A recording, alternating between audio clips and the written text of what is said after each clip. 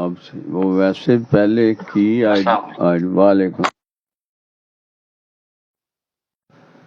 جی اعوذ باللہ من الشیطان الرجیم، بسم اللہ الرحمن الرحیم۔ شروع اللہ پاک کے بابرکت نام سے جو بڑا نہایت مہربان اور رحم فرمانے والا ہے، اور محمد عربی صلی اللہ علیہ وآلہ وسلم کا رب ہے، اور لاکھوں کروڑوں درود و سلام آپ صلی اللہ علیہ وآلہ وسلم پہ کہ جن کے اصل مقام و مرتبے کو اللہ پاک ہی جانتا ہے، اور کروڑوں درود و سلام تمام انبیاء کرام پہ اور اصحاب پہ اور آپ کے اہل بیت و اطہار کے اور اولیاء اعظام پہ اور اس امت پہ اور امتی تیری قسمت پہ لاکھوں سلام۔ آج سورہ العنکبوت کا چوتھے رکوع کی تلاوت کلام پاک آپ نے سماعت فرمائی، اس کا ترجمہ اور پھر تفسیر کی جانب بڑھتے ہیں۔ اور جب ہمارے بھیجے ہوئے فرشتے ابراہیم علیہ السلام کے پاس خوشخبری لے کے آئے تو انہوں نے ساتھ یہ بھی کہا کہ ہم اس بستی کے مکینوں کو ہلاک کرنے والے ہیں، کیونکہ یہاں کے باشندے ظالم ہیں۔ ابراہیم علیہ السلام نے کہا اس بستی میں تو لوط علیہ السلام بھی ہیں۔ انہوں نے کہا ہم ان لوگوں کو خوب جانتے ہیں جو اس میں رہتے ہیں، ہم لوط علیہ السلام کو اور ان کے گھر والوں کو سوائے ان کی عورت کے ضرور بچا لیں گے، اور وہ پیچھے رہ جانے والوں میں سے ہے۔ اور جب ہمارے بھیجے ہوئے فرشتے لوط علیہ السلام کے پاس آئے تو وہ ان کے آنے سے رنجیدہ ہوئے اور ان کے ارادہ عذاب کے باعث نڈھال سے ہو گئے، اور فرشتوں نے کہا آپ نہ خوف زدہ ہوں نہ غم زدہ ہوں، بے شک ہم آپ کو اور آپ کے گھر والوں کو بچا لیں گے سوائے آپ کی عورت کے، وہ عذاب کے لیے پیچھے رہ جانے والوں میں سے ہے۔ بے شک ہم اس بستی کے باشندوں پر آسمان سے عذاب نازل کرنے والے ہیں، اس وجہ سے کہ وہ نافرمانی کیا کرتے تھے، اور بے شک ہم نے اس بستی سے ویران مکانوں کو ایک واضح نشانی کے طور پر عقل مند لوگوں کے لیے برقرار رکھا، اور مدین کی طرف ان کے قومی بھائی شعیب علیہ السلام کو بھیجا، سو انہوں نے کہا اے میری قوم، اللہ کی عبادت کرو اور یوم آخرت کی امید رکھو اور زمین میں فساد انگیزی نہ کرتے پھرو۔ تو انہوں نے شعیب علیہ السلام کو جھٹلا ڈالا، پس انہیں بھی زلزلے کے عذاب نے آ پکڑا، سو انہوں نے صبح اس حال میں کی کہ اپنے گھروں میں اوندے مردہ پڑے ہوئے تھے۔ اور عاد اور سمود بھی ہم نے ہلاک کیا، اور بے شک ان کے کچھ تباہ شدہ مکانات تمہارے لیے بطور عبرت ظاہر ہو چکے ہیں، اور شیطان ان کے اعمال بد ان کے لیے خوشنما بنا دیتے تھے اور انہیں حق کی راہ سے پھیر دیتا تھا، حالانکہ وہ بینا اور دانا تھے۔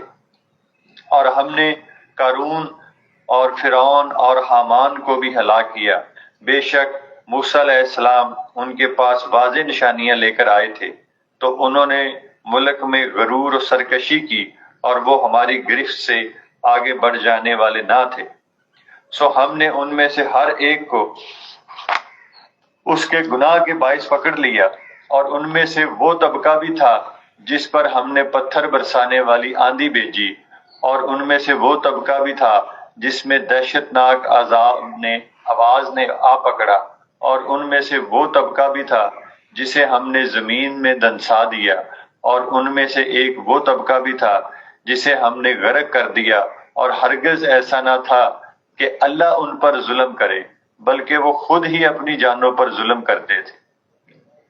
ایسے کافر لوگوں کی مثال جنہوں نے اللہ کو چھوڑ کر بتوں کو کارساز بنایا، مکڑی کے جالے جیسی ہے جس نے اپنے لیے جالے کا گھر بنایا، اور بے شک سب گھروں سے زیادہ کمزور مکڑی کا گھر ہے، کاش وہ لوگ یہ بات جانتے۔ بے شک اللہ ان بتوں کی حقیقت کو جانتا ہے جن کی بھی وہ اس کے سوا پوجا کرتے ہیں، اور وہی غالب ہے اور حکمت والا ہے۔ اور یہ مثالیں ہیں ہم انہی لوگوں کے سمجھانے کے لیے بیان کرتے ہیں اور انہیں اہل علم کے سوا کوئی نہیں سمجھتا۔ اللہ نے آسمانوں اور زمین کو درست تدبیر کے ساتھ پیدا فرمایا ہے، بے شک اس تخلیق میں اہل ایمان کے لیے وحدانیت اور قدرت کی نشانیاں ہیں۔ صدق اللہ علیہ العظیم۔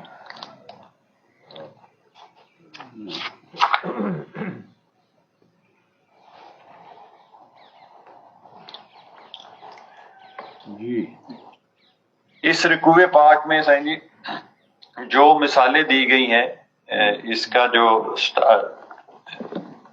5 مثالیں اللہ پاک نے دی ہیں کہ حضرت ابراہیم علیہ السلام کے لیے فرشتے خوشخبری لے کے آئے، پھر حضرت لوط علیہ السلام کی قوم پر جو عذاب آیا، حضرت شعیب علیہ السلام کی قوم پر جو عذاب آیا، قوم عاد اور سمود کی جو ہلاکت ہوئی، قارون، فرعون اور حامان کی جو ہلاکت ہوئی، یہ 5 مثالیں اللہ پاک نے دی ہیں۔ اور ان مثالوں کو اللہ پاک نے بتایا کہ اللہ کو چھوڑ کر بتوں کو کارساز بنانا ان کی مثال مکڑی کے جالے جیسی ہے، اور یہ مثالیں اہل علم کے سوا کوئی نہیں جانتا۔ ویسے تو ان تمام کی علیحدہ علیحدہ صورتوں میں بڑی تفصیل بیان ہو چکی، مگر میں چند یہاں پہ گزارشات ہر جو مثال دی گئی اس کے حوالے سے پیش کرتا جاتا ہوں کہ حضرت ابراہیم علیہ السلام جو کل ہم پڑھ رہے تھے کہ جب وہ شام کی طرف ہجرت انہوں نے فرمائی تو فلسطین میں جا کے آباد ہوئے، اور وہاں پہ آپ کی اولاد پاک میں سے اللہ پاک نے یہ خوشخبری جو فرشتے لے کے آ رہے ہیں حضرت اسحاق علیہ السلام کی خوشخبری تھی، اور حضرت لوط علیہ السلام آپ کے بھتیجے تھے۔ آپ جو ہے وہ ایک سدوم کی قوم تھی جو اب ڈیڈ سی کہلاتا ہے، اس قوم کو حضرت دریائے لوط بھی کہا جاتا ہے، جس میں وہ قوم ساری غرق ہوئی تھی۔ تو حضرت لوط علیہ السلام وہاں پہ ان کو اللہ کی دعوت و تبلیغ دے رہے تھے۔ اس قوم کے اوپر عذاب جو آیا اس میں جو وہ غلط کام کرتے تھے، مشرک ہونے کے ساتھ ساتھ وہ طوالت کا کام کرتے تھے، اور یہ بہت بڑی ایک برائی تھی جس کو حضرت لوط علیہ السلام نے کئی دفعہ ان کو منع فرمایا۔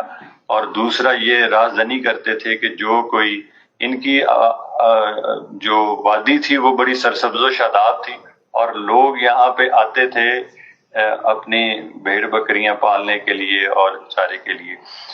تو اس وجہ سے یہ حضرت لوط علیہ السلام کے ساتھ لڑ پڑے کہ اگر تم سچے ہو تو ہمارے اوپر عذاب تمہارا خدا جو ہے وہ دے کے دکھائے، تو اس صورت میں یہ عذاب آیا۔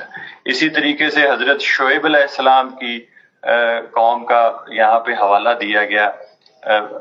حضرت ابراہیم علیہ السلام کی 3 ازواج مطہرات تھیں، اور تینوں میں سے پیغمبر پاک جو ہے وہ ہوئے۔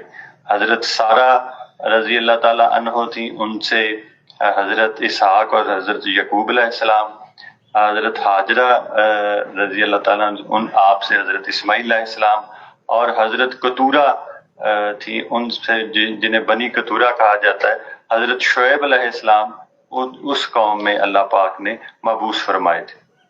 تو یہ مدین جو ہے بنی کتورہ کا علاقہ تھا جہاں پہ حضرت شعیب علیہ السلام تھے، اور حضرت شعیب علیہ السلام آپ کی آواز بڑی زبردستی، آپ کو خطیب الانبیاء بھی کہا گیا ہے، اور آپ ان کو جو ان قوم میں برائی پائی جاتی تھی وہ غیر اللہ کی پرستش کے ساتھ ساتھ ناپ تول میں کمی کرتے تھے، تو ان کو چنگاڑنے والی آواز نے آ پکڑا۔ انہوں نے بھی حضرت شعیب علیہ السلام کی توہین کی، اور ان کو بھی یہ چیلنج کیا کہ اگر اللہ تمہارا جو رب ہے وہ ہمیں عذاب دے سکتا ہے تو ہمیں دے کے دکھاؤ۔ اسی طریقے سے حضرت قوم عاد اور سمود کی مثال دی گئی ہے سمود کی جو قوم تھی، حضرت صالح علیہ السلام کی قوم تھی، جس کا ہم نے تفصیلی ایک سورہ میں پڑھا کہ انہوں نے اونٹنی کا پہلے مطالبہ کیا کہ اس پہاڑ میں سے نکال کے دکھائیں، اور پھر وہ جب آ گئی تو اس کی کونچیں کاٹ ڈالیں اور وہاں سے پھر عذاب آیا۔ اور قارون اور فرعون اور حامان کی ہلاکتوں کا اللہ پاک نے ذکر کیا۔ یہ ساری مثالیں اللہ پاک نے دینے کے بعد فرمایا کہ یہ سب لوگ سرکش ہوئے، نافرمان ہوئے، اور جو بنیادی بات جو میں سمجھا ہوں، بلکہ اللہ تعالیٰ نے یہاں پہ کہا بھی ہے کہ ہم نے کسی کی جانوں پر ظلم نہیں کیا، انہوں نے خود اپنی جانوں پر ظلم کیا اور خود انہوں نے عذاب جو ہے وہ مانگا، تو اللہ پاک نے عذاب ان کے اوپر کیا۔ اور اس کی مثال اللہ نے دی کہ جس کی یہ پوجا کرتے تھے اور جن کو یہ کارساز سمجھتے تھے بتوں کو، ان کی مثال اللہ نے دی کہ مکڑی کے جالے جیسی ہے، جس کا کہ پوری کائنات میں سب سے کمزور ترین گھر مکڑی کے جالے جیسا ہے۔ تو یہ مثالیں اللہ پاک نے فرمایا کہ اہل علم کے سوا کوئی نہیں جانتا۔ اب اہل علم کی جو ڈیفینیشن ہے، جو علم کی ڈیفینیشن آپ ریفرنس دیتے ہوتے ہیں کہ علم تو یہ ہے کہ تو اپنے رب کو پہچان لے، حضوری نصیب ہو جائے، دوری ختم ہو جائے اور حضوری ہو جائے، اور جس میں تو ہر شے میں اللہ کو دیکھنا شروع کر دے، فراق ختم ہو جائے، وصال ہو جائے، اور تو ہر چیز میں مجھے دیکھنے لگ جائے۔ یہ علم ہے۔ تو اس میں سائیں جی میری جو اگر اس کو سم اپ کریں تو ہر پیغمبر کا اگر میں کہوں کہ ایک ون لائنر آبجیکٹو کیا تھا، تو جو بھی پیغمبر اللہ پاک نے بھیجے ان کا بنیادی ایک ہی مقصد تھا کہ مخلوق کو خالق سے ملانا، اس کی خودی بیدار کرنا، تاکہ وہ خود آگاہ ہو کے خدا آگاہ ہو جائے، انسان کو خود آشنا کرنا تاکہ وہ خدا آشنا ہو جائے، ذات سے آشنا ہو جائے، انسان کو اپنی حقیقت کی پہچان کروانا تاکہ وہ اللہ کو پہچان سکے۔ اور من عرفہ، یہ جو ڈیویٹ کیے تھے اللہ سے، یہ کثرت سے ڈیویٹ ہوئے اور بہت تھوڑے مانے، کیا وجہ تھی ڈیویشن کی؟ اس کی سائیں جی ایک تو جو بنیادی وجہ نظر آتی ہے وہ یہی ہے کہ نفس پرستی تھی، کہ اس جو راہ ہدایت اللہ تعالیٰ نے بھیجا تھا ان کے لیے وسیلہ ہدایت، اس کو انہوں نے زیادہ تر صورتوں میں ہی کہا گیا یہ جادوگر ہے، یہ فلانا ہے، اس کو راہ ہدایت جاننے کی بجائے اپنے جیسا سمجھا۔ میں کہتا کہ ہدایت یافتہ ہونے کی بجائے وہ بے ہدایت رہے، کثرت سے وہ رہے اور پھر وہ مر گئے۔ یہ اس پہ بھی کوئی اللہ پاک کی حکمت ہوگی کہ بھی ان کا انحراف کرنا اقرار کی بجائے۔ جی سائن جی، ایک میرے ذہن میں یہ آتی اس کی حکمت کہ جو نبی آخر الزمان تشریف لانے، تو اللہ پاک ایک سکریننگ بھی ساتھ ساتھ کر رہا ہے کہ جو تسلیم و رضا والے ہیں وہ علیحدہ ہو جائیں، اور جو نافرمان اور سرکش اور باغی ہیں وہ علیحدہ ہو جائیں، تاکہ نبی آخر الزمان جب تشریف لے کے آئیں تو ان کو بھی ابو جہل اور ابو لہب جیسے ملے تھے جو بالکل مانے ہی نہیں تھے۔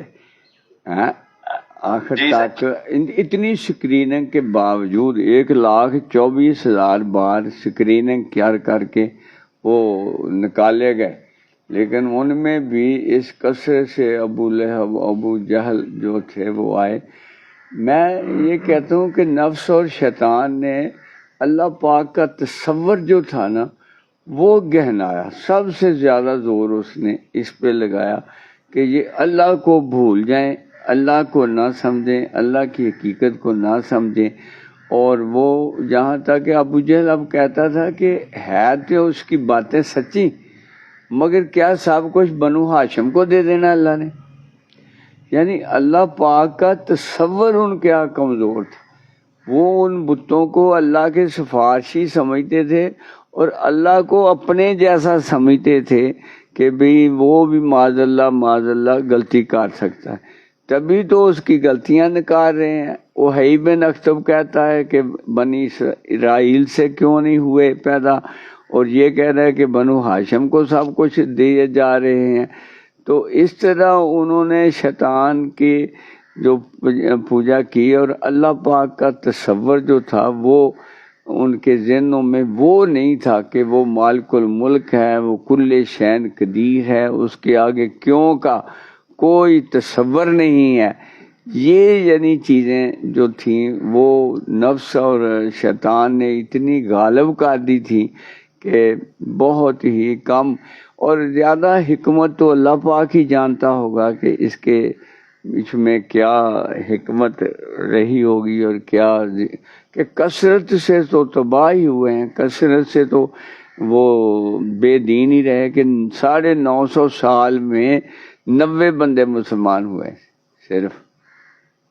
حضرت نوح علیہ السلام کے 950 سال بے لوث خدمت کی اور بے لوث تبلیغ کی، ماریں کھائیں، بہت زیادہ مجاہدہ کیا، مگر وہ اکڑے رہے، اور جو تھے صرف 90 بندے مسلمان ہوئے، کوئی 80 بھی کہتے ہیں۔ تو یہ یعنی اللہ پاک ہی اس کی حکمت سے حقیقی طور پہ آگاہ ہوں گے کہ بھی اس کی کیا وجہ تھی۔ لیکن آقا دو عالم صلی اللہ علیہ وسلم کی تعلیمات میں وہاں پہ وہ یعنی نبی پاک کے جو تھوڑے سے تھے وہ بس شہید ہو گئے، ان سے غلبہ نہ ہو سکا، آگے امت جو تھی وہ پھر اسی طرح کی آئی۔ مگر آقا دو عالم صلی اللہ علیہ وسلم کی تبلیغ کے بعد پھر سارے سعودی عرب میں کوئی کافر نہ رہ گیا، صحیح ہے، ابھی تک بھی کوئی وہاں دوسرے مذہب کا بندہ یا کافر جو ہے وہ نہیں ہے۔ تو یہ اللہ پاک نے شان بنائی ہے کہ دیکھو کہ ان کی تبلیغ سے جب مسلمان ہوئے تو پھر وہ غالب مسلمان ہی آ گئے اور ساری دنیا میں پھیل گئے۔ 1 ارب اور 7 کروڑ یا 10 کروڑ کے قریب اب مسلمان ہیں دنیا میں۔ تو یہ یعنی ایک امتیازی حیثیت ملی ہے۔ باقی جو یہ اللہ پاک ہی اس حکمت کو جانتے ہیں کہ اتنا اپنا وارث بنایا، اپنا اس کو خلیفۃ اللہ بنایا، اتنی شان بخشی، اسی نے بغاوت کی ساری، اور کسی نے بغاوت نہیں کی۔ وہ فرشتے جو تھے وہ کہتے تھے یہ کرے گا، یہ وہ کرے گا، یہ کرے گا، تو اللہ پاک نے تم نہیں جانتے جو میں جانتا ہوں۔ تو یہاں یعنی مجھے نہیں نظر آتا کہ کسی کی کوئی مجال ہو کہ وہ کوئی وجہ نکال دے، بس وجہ وہ مالک الملک ہی جانتا ہے کیسے ہوا۔ ہمارے لیے کیا سبق ہے کہ ہر برائی پہ سزا ہے اور ہر اچھائی پہ عطا ہے۔ اگر تم میرے فرما بردار بندے بنو گے تو میں تمہیں فرما برداروں والا سلوک آپ سے کروں گا، اگر تم میرے محبوب کے امتی ہوگے، ڈیویٹ کرو گے تعلیمات نبوی سے، تو پھر جو ہے وہ تمہارا جو ہے وہ اجتماعی عذاب تو آقا دو عالم صلی اللہ علیہ وسلم کے صدقے نہیں ہے۔ لیکن آپ دیکھ لو جو برائیاں شعیب کی قوم میں تھیں کہ ناپ تول میں کمی کرنا، اس میں جو برائیاں تھیں وہ ساری کی ساری ہیں اس امت میں، وہ ساری کی ساری موجود ہیں۔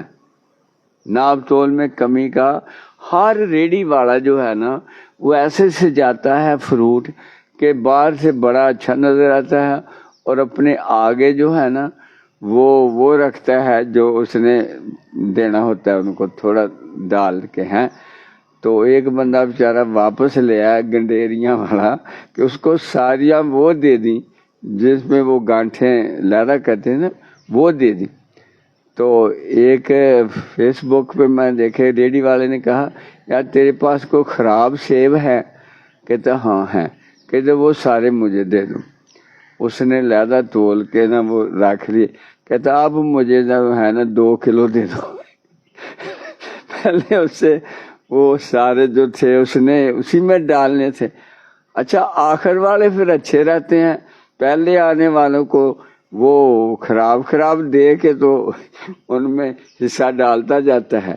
حالانکہ آقا دوان سے یہ بھئی خراب ہے، اس کا ریٹ یہ ہے، یہ اچھے ہیں گریڈیں کالے، ان کا یہ حساب ہے. مگر وہ نفس اور شیطان کی وہی کاروائی جو ان میں تھی وہ پوری کی پوری قائم ہے.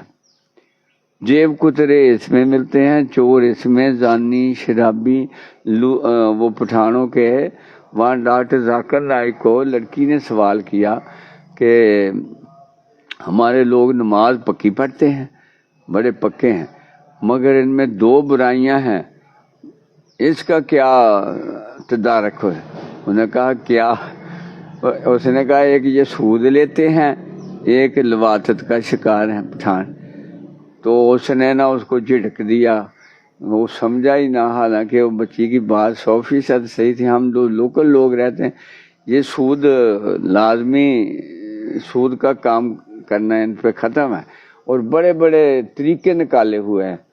میں نے کہا بتایا تھا نا کہ وہ دے دیتے ہیں کہ ڈالر دے دو، ڈالر واپس کر دے گا.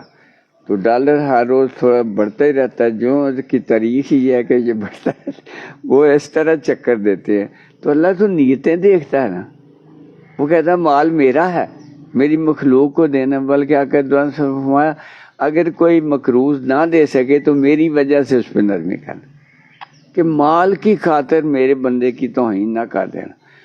تو جب اللہ سے ڈیویشن ہوتی ہے تو پھر ساری برائیاں جو ہوتی ہیں اپنے زور پہ ہوتی ہیں.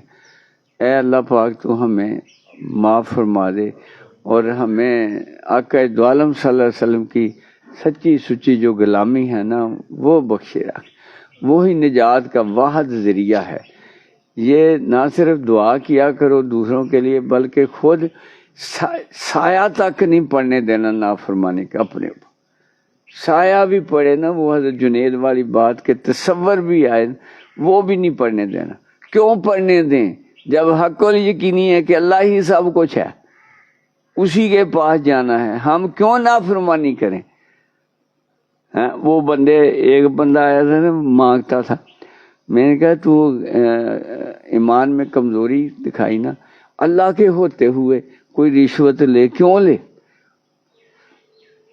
جیسے حال میں رکھے اس حال میں تو رہ، کیونکہ پیش اس کے ہاں ہونا. تو عارضی خوشی کی خاطر وہ دائمی خرابی کیوں خرید رہا ہے؟ وہ تو ختم نہیں ہونی.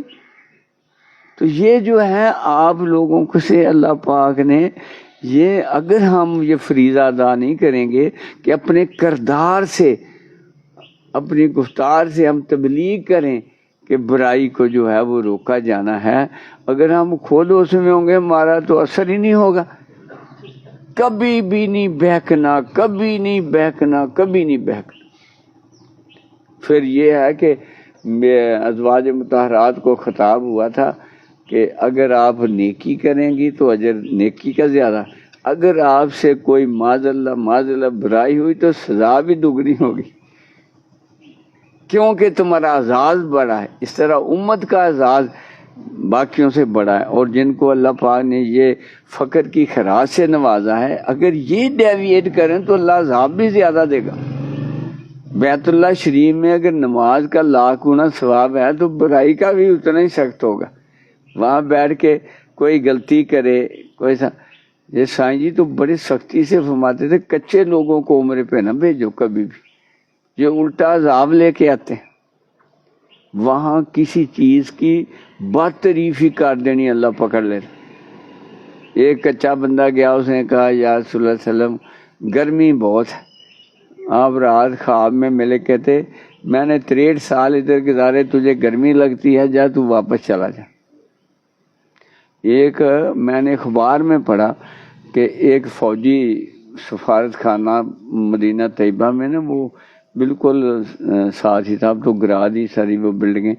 تو وہاں سے نکلا تو وہ نا کھلا بہت سین ہے نا، تو وہاں مدینہ پاک کے بچے جو ہیں وہ سائیکلیں چلاتے ہیں اور دوسرے بھاگ دوڑ، ان کو کھلی جگہ ملی ہوتی ہے.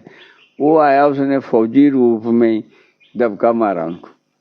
اسی وقت پیچھے سے ٹیلی فون آتا ہے کہ فوراً واپس آ جاؤ. اس کو مسجد کے اندر بھی نہیں جانے دیا. وہاں پہ آداب اس حد تک ہیں کہ مجھ سے کوئی گستاخی نہ ہو. پتا توڑنا بھی منع ہے نا، وہاں کا پتا نہیں توڑے کوئی درخت کا. یہ گھاس نہیں کاٹ سکتے، تو وہ صرف اونٹوں کے لیے ایک اسپیشل گھاس کی اجازت دی تھی، ورنہ حرم پاک میں یعنی پتا توڑنا بھی منع تھا کہ یہ اللہ کا گھر ہے، یہاں یہ آداب ہے. تو یہ آداب سارے وہ بھول جاتے ہیں ان کو جو اللہ آقا دو علیہ وسلم کی اطاعت سے باہر نکلتے ہیں. اس زیور کو گم نہیں ہونے دینا. جس نے گم کیا وہ آنکھیں بند ہونے کے بعد بھگتے گا. ہر حال میں آقا دو عالم صلی اللہ علیہ وسلم کی غلامی کو ترجیح دینا کہ یہی میری بڑائی ہے. چلو جی، اللہم بارک اللہ. چلو، وما لنا الا